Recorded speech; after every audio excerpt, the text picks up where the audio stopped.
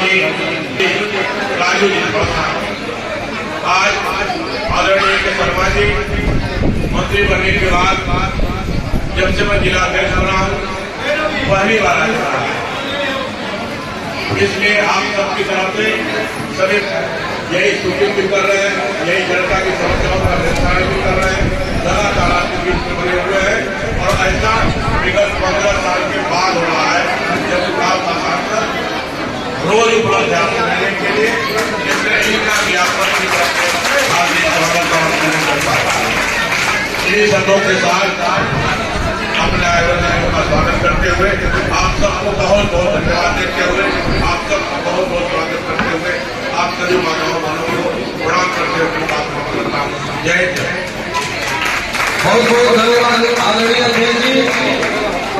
भारत शक्तियों को नारी बल शक्ति वंदन कार्यक्रम में संबोधित करने का कष्ट है आदरणीय सांसद जी।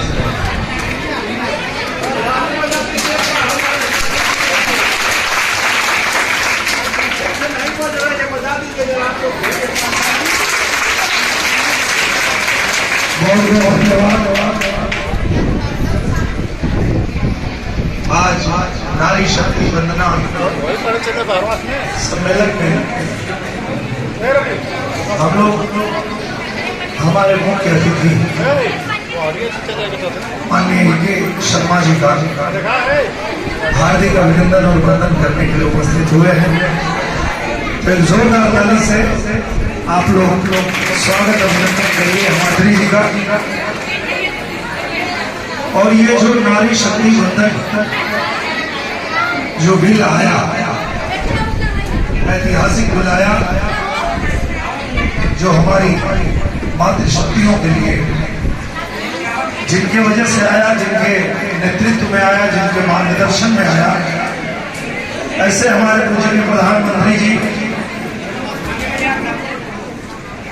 मैं जिनको भारत माता का सपूत कहता हूं, ऐसे हमारे पूजनीय प्रधानमंत्री जी के लिए भी एक जोरदार ताली होना चाहिए।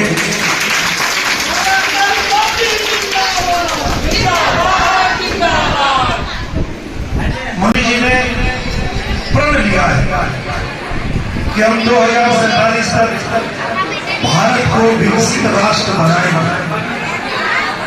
तो इस देश को विकसित राष्ट्र बनाने के लिए जो सबसे बड़ी शक्ति काम करेगी है वो शक्ति है नारी शक्ति।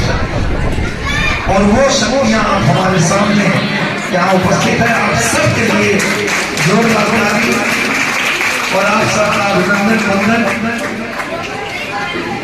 यहाँ हमारे उप जिला अध्यक्ष संजय यादव जी हैं, आपका भी अभिनंदन। हमारे पत्रकार बंधु, हमारे मीडिया के बंधु, हमारे पुलिस के सुरक्षा में भी उपस्थित यहाँ सभी जितने पदाधिकारी हैं सबका अभिनंदन है। मैं ज्यादा कुछ नहीं कह के 2 शब्द में अपनी बात खत्म करूंगा। जैसा कि कविता जी ने बताया कि एक समय था जब कहा जाता था कि नारी तेरी यही कहानी, आंचल में दूध आंखों में पानी, लेकिन उसको बदलने का काम हमारे देश के यशस्वी प्रधानमंत्री जी ने किया है। और उन्होंने साबित किया है, पूरी दुनिया को बताया है कि नारी अगर चाहे घर को पसार दे, घर को पसार के सजा दे, नारी पुरुषों की जिंदगी की रोशनी का हाथ सदा पत्थर को पानी बना देता है। हमारी नारी शक्ति जो वो शक्ति है कि वो जो चाहे जैसा चाहे समाज को बना सकती है। उसके अगर आपको आकलन करना है कि उसने कितना विकास किया है तो कहा जाता है कि वहां की महिलाओं को देखिए, जितना विकास महिलाओं का हुआ है समझ लीजिए उस परिवार का उतना ही विकास हुआ है। जितना विकास हमारी मातृशक्तियों का हुआ है समझ लीजिए उस गांव का उतना ही विकास हुआ है। जितना आगे बढ़ करके और अपनी भागीदारी निभा रही है मातृशक्तियां, समझ लीजिए उस देश का उतना ही विकास हुआ है।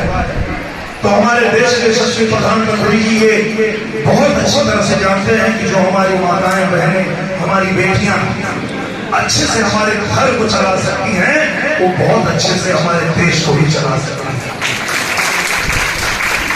और कहीं न कहीं इसीलिए हमारे विधानसभा में भी और लोकसभा में हमारी मातृशक्तियों के लिए जो आरक्षण आया है, आपकी जो भागीदारी तय हुई है, वो इसीलिए तय हुई है कि हम सबको पता है, पूरी दुनिया को पता है कि जब आपका नेतृत्व होगा, आपका मार्गदर्शन होगा, आपकी भागीदारी होगी, तो निश्चित रूप से कोई रोक नहीं पाएगा और हमारा भारत विकसित राष्ट्र बन जाएगा। और आप सब सभी मातृशक्तियों का मैं बहुत अभिनंदन करता हूँ, प्रणाम करता हूँ, वंदन करता हूँ।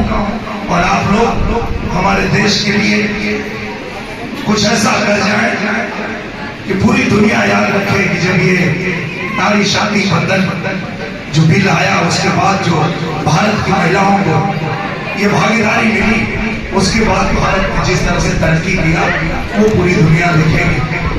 मैं अपना छोटा सा अनुभव बताता हूँ। कल मैं हमारे पूर्व जिलाध्यक्ष देवेंद्र सिंह जी, मैं उनकी माता जी का हालचाल जानने के लिए कल गया था। पता चला कि उनकी तबीयत ठीक नहीं है, 90 साल से ज्यादा उनकी उम्र है। वो बेड पे लेटी हुई थी, मैं गया उनसे मिलने, पैर छुआ, प्रणाम किया, तो किसी ने परिचय दिया कि निरहुआ हम। तो वो माता जी लेटे लेटे 90 साल की, आप पूछा नहीं पढ़ जावा। तो ये है जो कहा जाता है कि एक नारी भी अगर शिक्षित हो जाए तो वो शिक्षा के महत्व को इस कदर समझती है कि वो पूरे परिवार को शिक्षित बना देती है। तो इनमें से क्यों कहा रे सांसद हूं, तो कहने तो सांसद हूं तो पढ़िया ना, केहू पढ़े के पढ़ी, पढ़वा तब कुछ करवा। तो ये है नारी शक्ति, हमारी मातृशक्ति। और आपको मैं बहुत बहुत नमन करता हूँ और अपनी बात की सलाह देता हूँ। बहुत